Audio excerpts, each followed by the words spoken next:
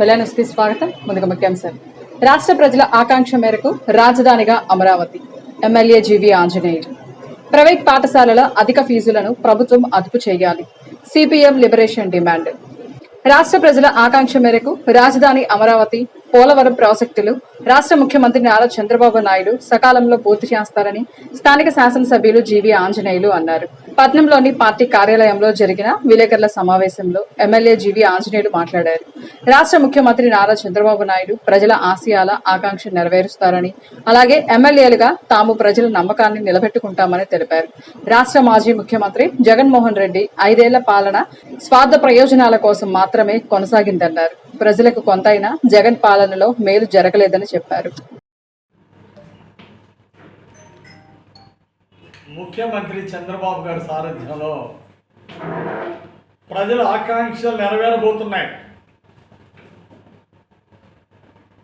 ప్రజలు ఎదురు చూస్తున్న విధంగా రాజధాని అభివృద్ధి బ్రహ్మాండంగా ముందుకెళ్తుంది, సకాలంలో పూర్తవుతుంది.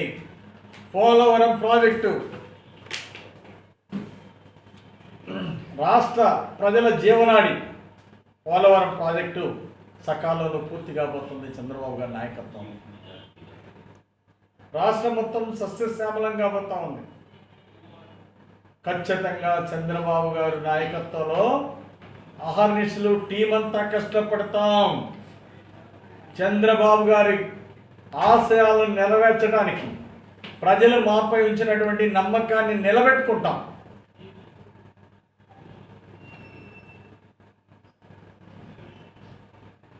అమరావతి రాజధానిని ఆదర్శంగా తీర్చిదిద్దనున్నారు చంద్రబాబు గారు. పోలవరం ప్రాజెక్టు సకాలంలో పూర్తి చేసి రాష్ట్రం మొత్తం సస్యశ్యామలం చేసి లక్షల ఎకరాలకి నీళ్లు, సాగునీరు మరియు తాగునీరు అందించబోతున్నారు. బహుళార్థ సాధక ప్రాజెక్టు పూర్తిగా పోతా ఉంది. పోలవరం అంటే మాకెంతో ఆనందంగా ఉంది. ప్రజల ఆకాంక్షలు నెరవేర్చడంలో ఉండే ఆనందం, తృప్తి మరెక్కడా ఉండదు. కానీ జగన్మోహన్ రెడ్డి గారు 5 సంవత్సరాల పాలనలో ఆయన స్వార్థ ప్రయోజనాలు చూసుకున్నారు తప్ప రాష్ట్రాన్ని లూటీ చేశారు, దోపిడీ చేశారు. లక్షల కోట్లు దోచుకున్నటువంటి జగన్మోహన్ రెడ్డి గారు కనీసం ప్రజలకి కొంతైనా మేలు చేద్దామని ఆలోచించకపోవటం చాలా దురదృష్టకరం. ఏమని 30 లక్షల మంది పేదలకు ఇల్లు ఇస్తా అన్నారు. కనీసం చెప్పిన దాంట్లో కనీసం 5% కూడా చేయలేకపోవడం ఎంత దుర్మార్గం అండి. ఏం పేదలకు ఇల్లు అవసరం లేదని. జగన్మోహన్ రెడ్డి గారికి బెంగళూరులో ప్యాలెస్, హైదరాబాద్లో ప్యాలెస్, ఇక అనేక 9 చోట్ల ప్యాలెస్లు ఉన్నటువంటి జగన్మోహన్ రెడ్డి గారిని చూసాం. మళ్ళీ ఆ ఋషికొండలో ప్రజాధనాన్ని 500 కోట్ల పైన ఖర్చు పెట్టి రాజభోగాలతోటి ప్రజాధనంతో కట్టడం ఎంత బాధాకరం. అక్కడ ఉన్నటువంటి భవనాల్ని కూల్చేశారు. ఈరోజు 500 కోట్లు ఖర్చు పెట్టాల్సిన అవసరం ఉందా? అక్కడ పేదవాళ్ళకి మాత్రం 1 సెంటు కూడా ఇయడానికి చేతులు రాలేదు జగన్మోహన్ రెడ్డి గారు. గతంలో చంద్రబాబు గారు 5 సెంట్లు ఇచ్చారు ఒకప్పుడు. తర్వాత కాలంలో 3 సెంట్లు కూడా ఇచ్చిన సందర్భాలు ఉన్నాయి. కానీ జగన్మోహన్ రెడ్డి గారు వచ్చినాక ఇదేమి ఎంత అండి? 1 సెంటు భూమి ఎలా సరిపోతుందండి? ఇల్లు కట్టుకోవడానికి పేదవాడి ఆ సెంట్లోనే బెడ్రూము, కిచెన్ రూము, పిల్లలకి స్టడీ రూము అన్నీ చూసుకోమంటాడు జగన్మోహన్ రెడ్డి గారు. ఎలా సాధ్యపడుతుంది? ఆయన కట్టుకున్న విలాసవంతమైన భవనాలకేమో ఒక్కొక్క బాత్రూము సెంటుకు పైన ఉంది, సెంటున్నర ఉంది. ఒక బాత్రూమ్ ₹1 కోటి కట్టారంటే అది ప్రజాధనం కాబట్టి. ఒక్కసారి జగన్మోహన్ రెడ్డి మనస్తత్వాన్ని ఏ విధంగా ఆలోచించాలో ప్రజలకు అర్థం కావట్లా. ఇంత దుర్మార్గం ఏంటని ఈరోజు ప్రజలు ఆలోచిస్తున్నారు.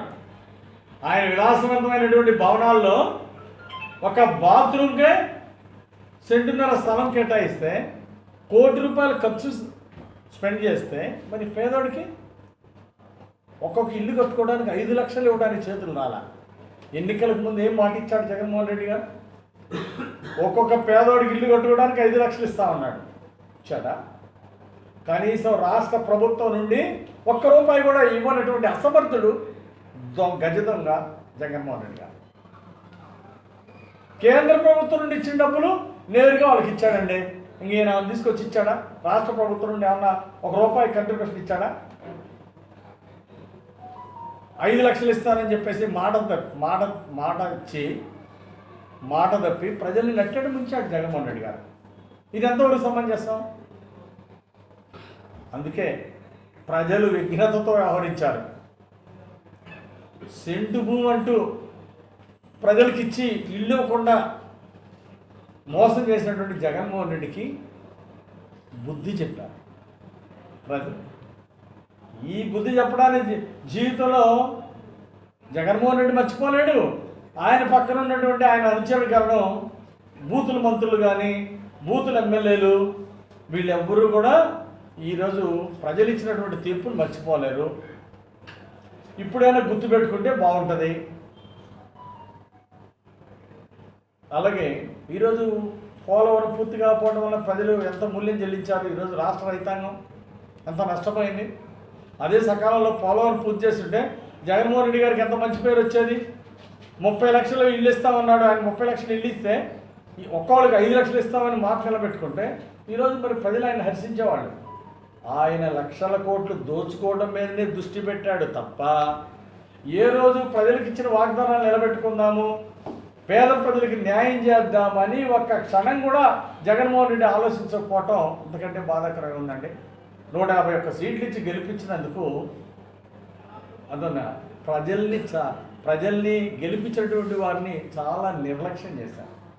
కన్నుల పండుగగా శ్రీ కోదండరామస్వామి వారి కళ్యాణ మహోత్సవం ఘనంగా నిర్వహించారు. కోదండరామస్వామి వారి ప్రథమ వార్షికోత్సవం సందర్భంగా సాయంత్రం కోదండరామస్వామి వారి యొక్క కళ్యాణం భక్త సందోహం మధ్య వేద పండితుల మంత్రోచ్చారణతో అంగరంగ వైభవంగా జరిగింది. ఈ సందర్భంగా వినుకొండ పుర ప్రజలు సుఖ సంతోషాలతో ఉండాలనే సంకల్పంతో వివిధ రకాల పూలతో విద్యుత్ లైట్లతోనూ అలంకరించిన వేదికపై స్వామివారి ఉత్సవ విగ్రహాలకు 15 జంటల పీటలపై కూర్చొని ఈ కళ్యాణాన్ని ఘనంగా నిర్వహించారు. పట్నంలోని సిపిఐ ఎంఎల్ లిబరేషన్ పార్టీ ఆఫీసులో నాయకుల సమావేశం జరిగింది. సమావేశంలో సిపిఐ ఎంఎల్ లిబరేషన్ వినుకొండ పట్న నాయకులు ఎస్కే ఫిరోజ్, పల్లపాటి భాస్కర్, సంఘం దుర్గా ప్రసాద్, కామా వెంకటేశ్వర్లు పాల్గొని ప్రసంగించారు. పట్నంలో గత సంవత్సరం లాగానే అన్ని ప్రైవేటు స్కూళ్లలో విపరీతంగా ఫీజులు వసూలు చేసి తల్లిదండ్రులని మానసికంగా వేదనకు గురి చేస్తున్నారని, ప్రభుత్వ నియమ నిబంధనలను గాలికి వదిలేసి ప్రైవేట్ స్కూల్ యాజమాన్యం దందా నడిపిస్తుందని, తక్షణమే ఈ అధిక ఫీజులని అరికట్టకపోతే స్కూల్ బుక్స్ నుంచి బ్యాగులు, యూనిఫామ్ మా దగ్గర కొనాలని స్కూల్ యాజమాన్యం పిల్లల తల్లిదండ్రులపై ఒత్తిడి చేయడం జరిగితే ఆందోళన చేయడం జరుగుతుందన్నారు. ఈ విషయంపై ముందుగా విద్యాశాఖ మంత్రి నారా లోకేష్ కలిసి రిప్రజెంటేషన్ ఇస్తామని, చర్య తీసుకోకపోతే ప్రత్యక్ష ఆందోళన కార్యక్రమాలు ఉధృతం చేస్తామని ఈ సందర్భంగా తెలియజేశారు.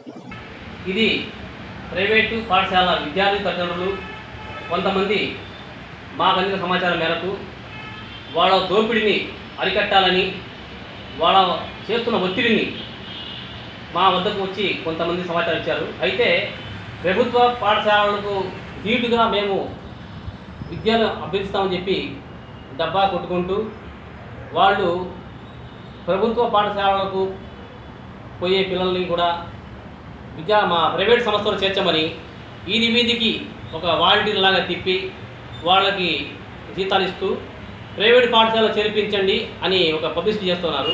ప్రైవేటు పాఠశాలలో వచ్చిన తర్వాత వాళ్ళ ఫీజులు ఎల్కేజీ టు 10th క్లాస్ అంటూ ఒక నిబంధన లేకుండా ప్రభుత్వ నిబంధనలకు విరుద్ధంగా అధిక ఫీజులు వసూలు చేస్తూ ఉన్నారు.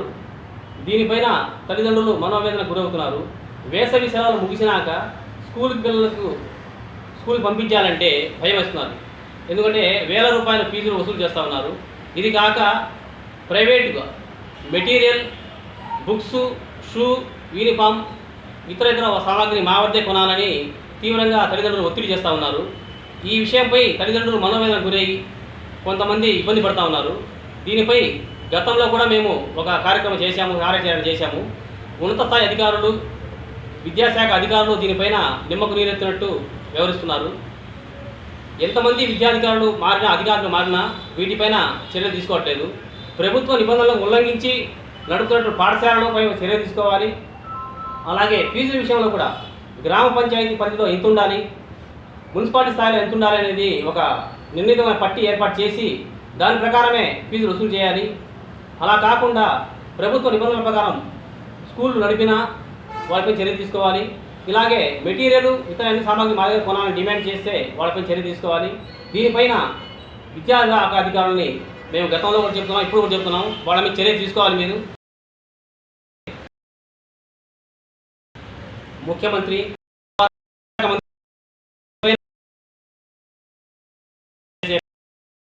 అంతేకాదు ప్రభుత్వం పాఠశాలల యొక్క గత ప్రభుత్వంలో చేసినటువంటి అభివృద్ధి అంటే ఏం లేదు. పాత గోడలకి రంగులేసి మేమేదో అభివృద్ధి చేశాము విద్యాశాఖని చెప్తా ఉన్నారు. అదంతా శూన్యం. దీన్ని ఆసరా చేసుకొని విద్యను వ్యాపారం చేస్తూ సామాన్యుడికి అందకుండా చేస్తున్నారు విద్యని. దీనిపైన ప్రతి ఒక్కళ్ళు స్పందించి మాతో సహకరించి పేరెంట్స్ కమిటీ ఏర్పాటు చేసి ప్రతి స్కూల్లో వారి నిబంధనల ప్రకారమే ఫీజులు పెంచాలి.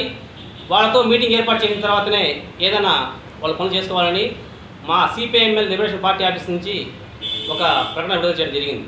దీనిపైన ఉన్నతాధికారులు స్పందించి త్వరగా ఒక కార్యాచరణ తీసుకోకపోతే దీనిపైన మరింత పెద్ద కార్యక్రమం చేసి దాన్ని రాష్ట్ర స్థాయికి తీసుకెళ్ళి ఒక తీవ్రమైన పర్యటన చేసుకుంటామని మనం చేస్తున్నాం. ప్రైవేట్ స్కూళ్ళ తరఫున తల్లిదండ్రుల ఫిర్యాదు మేరకు ఈ సమావేశము. అధిక ఫీజులు వసూలు చేస్తున్నారు. ప్లస్ పుస్తకాలు అక్కడే కొనాలి, బయట ఎక్కడ దొరకవు. ప్రతి దాని మీద నియంత్రణ, ఫీజులు పుస్తకాల మీద అదే రేట్ ఫిక్స్డ్ డిపాజిట్ అని చెప్పేసి ఫిక్స్ రేట్ వేస్తున్నారు. ఆ పుస్తకాలు ఎక్కడ బయట బుక్ షాప్లో తీసుకోమన్నా కానీ ఎక్కడ దొరుకుతలేవు. అదొకటి. పుస్తకాలు అక్కడే తీసుకున్న టై, బెల్ట్, బ్యాడ్జ్తో సహా రూపాయితో సహా వసూలు చేస్తున్నారు. తగ్గింపు ఏం జరుగుతలేదు. తర్వాత బస్సులు, ఈ బస్సులలో నియంత్రణ సీట్లు ఉన్నాయి కానీ సీట్ల కన్నా అధికంగా పిల్లల్ని ఎక్కించేసి విచ్చలవిడిగా వసూలు చేస్తున్నారు ఫీజు. లోకల్ అయినా కానీ 4,000, అన్లోకల్ అయినా కానీ 5,000 అని చెప్పు వసూలు చేస్తున్నారు. కానీ ఫిట్నెస్ లేని బస్సులలో తిరుగుతున్నారు. పిల్లలకి ఇబ్బంది అవుతుంది. అది ఆలోచిస్తలేదు. రవాణా శాఖ వాళ్ళేమో పట్టించుకుంటారు, పోలీస్ డిపార్ట్మెంట్ వాళ్ళు పట్టించుకుంటారు. ఇప్పుడు పిల్లల్ని ఎక్కించుకుని పోయేటప్పుడు చూసినప్పుడు సీట్లలో పరిమితమైన సీట్లలో కూర్చున్నారు కానీ దానికన్నా అధికంగా నిలబడి తీసుకుపోతున్నారు. ఏ స్కూల్ బస్సు అయినా చూడండి, పొద్దునుంచి ఏరిపాలెం రోడ్లో వచ్చిన బస్సులు చూడండి, అందరు నిలబడే వస్తున్నారు కానీ కూర్చొని ఎవరు రావడం లేదు. అదొకటి. ప్రభుత్వం తరఫున మేము ఒకటే విన్నపం చేస్తున్నాము. ఇలాంటి నియంత్రణలను పాటించామని చెప్పి పిల్లలను ఇబ్బంది లేకుండా ఫీజులు అధికంగా తీసుకుంటున్నా కానీ వాళ్ళకు మంచి ఇది లేదు. దానివల్ల పోరాటం చేస్తాము. ఏఐసిసి ట్రేడ్ యూనియన్ తరఫున గట్టిగా పోరాటం చేస్తామని చెప్పి పట్నంలోని శ్రీ పుట్టబత్తుని ఆంజనేయ స్వామి ఆలయ కమిటీ ఆధ్వర్యంలో డాక్టర్ జై హరీష్ ని చైర్మన్ సనశెట్టి వెంకట సుబ్రహ్మణ్య అప్పారావు చేతుల మీదుగా దుశ్శాల్వ పూలమాలలతో మెమెంటోతో ఘనంగా సత్కరించారు. రైల్వే స్టేషన్ రోడ్డు నందు గల డైమండ్ టవర్స్ లో నివసిస్తున్న గుండా నరసింహారావు ఏపీఎస్ ఆర్టీసీలో సూపర్వైజర్ గా విధులు పనిచేస్తున్న ఆయన చిన్న కుమారుడు గుండా జై హరీష్ ను మన భారతదేశంలోనే నిర్వహించిన సూపర్ స్పెషాలిటీ పర్మనాలజీ క్రిటికల్ కేర్ విభాగం నందు ఆల్ ఇండియా ఫస్ట్ ర్యాంక్ సాధించడం ఎంతో అభినందనీయంగా ఉందన్నారు. అనంతరం గుండా జై హరీష్ ను దుశ్శాల్వాలతో ఘనంగా సత్కరించారు. ఇంతటితో వెళ్లాను సమాప్తం. తిరిగి రేపటి వెళ్లానులో కలుసుకుందాం. నమస్కారం.